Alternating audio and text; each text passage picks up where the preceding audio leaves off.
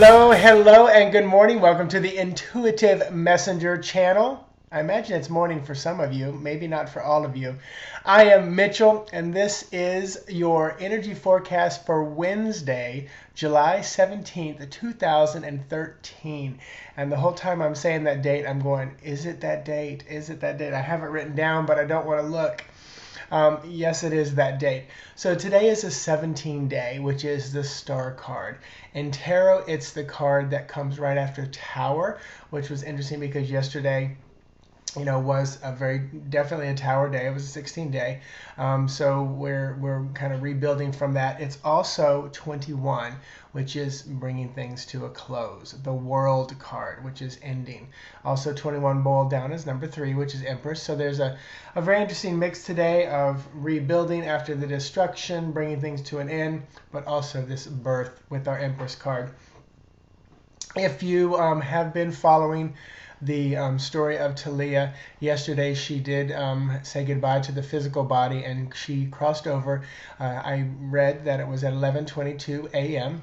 Eastern Standard Time here in Orlando, which 11:22 master number, so very interesting that that's the time that she chose to cross over. You can go to my page and also Jamie's page. That's the name of the Facebook page, Jamie's page, and see a lot of the updates because Jamie and Evan, part of our Cosmic Caffeine radio show, had gone to see her twice for some physical healing.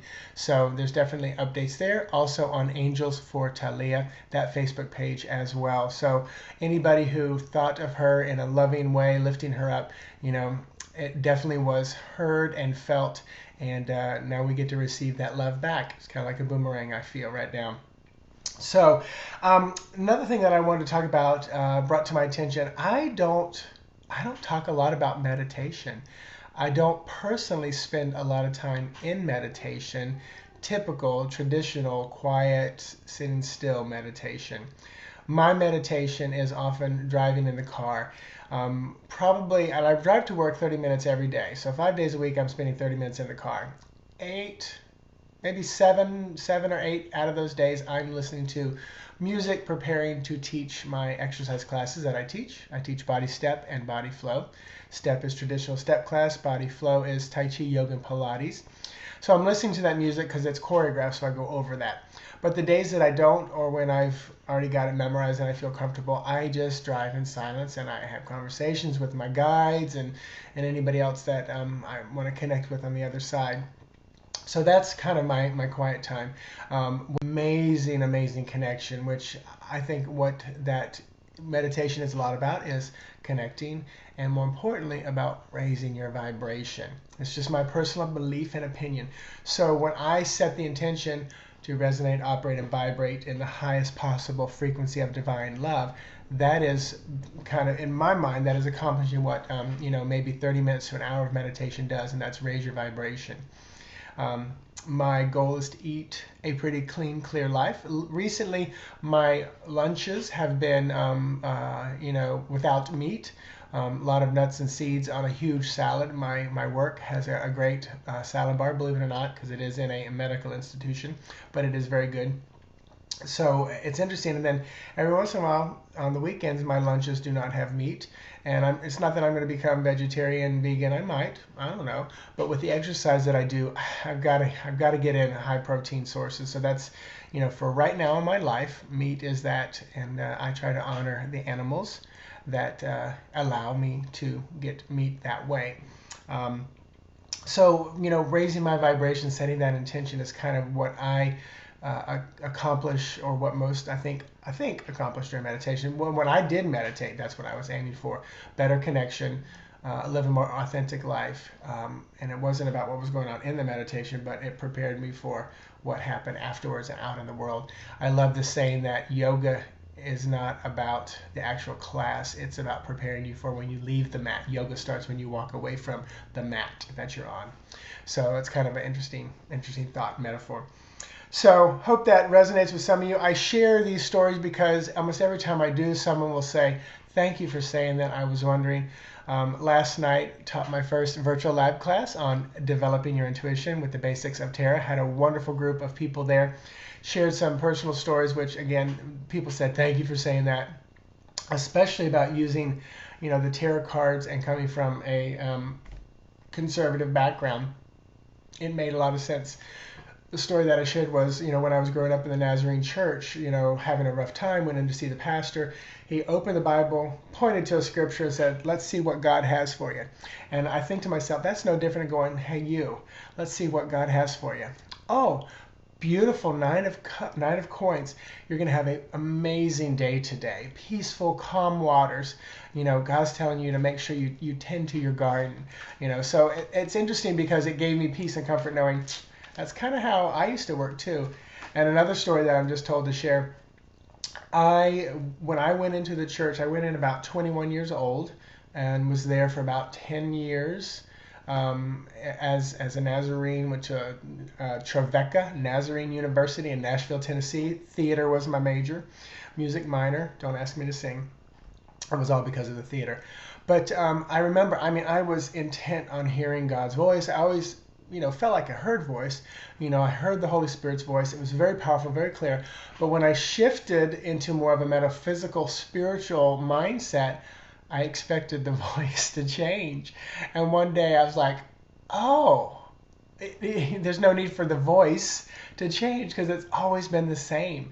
So that was a huge awakening aha moment for me, that the voice that I worked with as a child, not being in a church, then into a church and hearing this more kind of fatherly figure voice, to now being out of not an organized religion but a spiritual lifestyle, connecting with people all around the world. The voice didn't change, but it always been the same. So, it's we who change. So let me dive into a card for today. And that's the message right there. The voice has never changed. It's always been the same. So your card for today is the Wheel. I like this card, and sometimes I just want to raise my fist and say, "Why do you curse me?" As a joke. But so the Wheel card is a number 10. It's a number 1. So it's about beginnings. But right now, Spirit is saying to me, you pretty much have choices with this one, because this card, and you can see on the card, that is the Fool in my deck that I use, Sarah Marchetti's deck, Legacy of the Divine Tarot, and he is the one turning the world.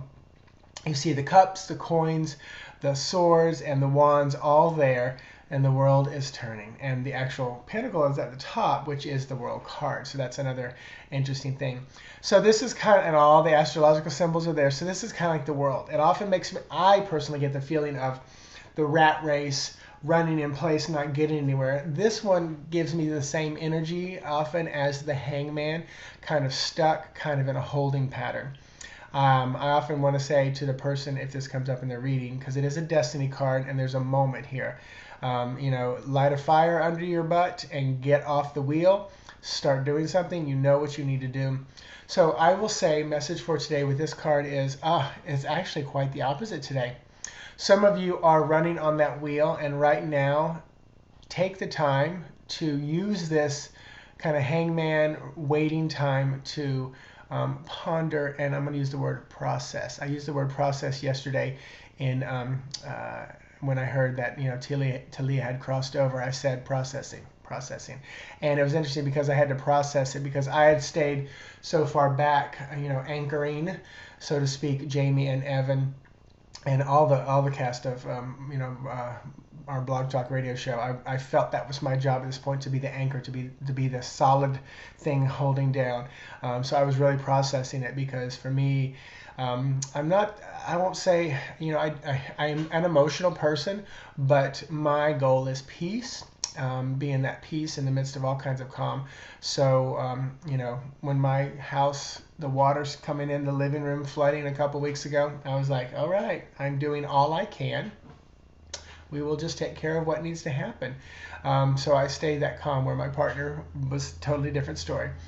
But so use today, while you're on that rat race treadmill kind of a thing, to find some peace of mind and quiet time, because I feel like, and I'm told to pull the next card, because I feel like, star card, because I feel like the rebuilding is going to happen there. So the rebuilding is going to happen there. So all that being said, thank you for listening. If you missed the virtual lab class last night and you want to listen to the archive, you can purchase that. I'm going to have it up on my website today. If you don't find it, let me know. I will do another one in 2 to 3 weeks. I don't know what it's about yet. I might continue working with the tarot cards, or I might step into just developing your intuition period as a whole, which I think that will probably be yeah, they're telling me that's what I need to do. Just pure on developing your intuition.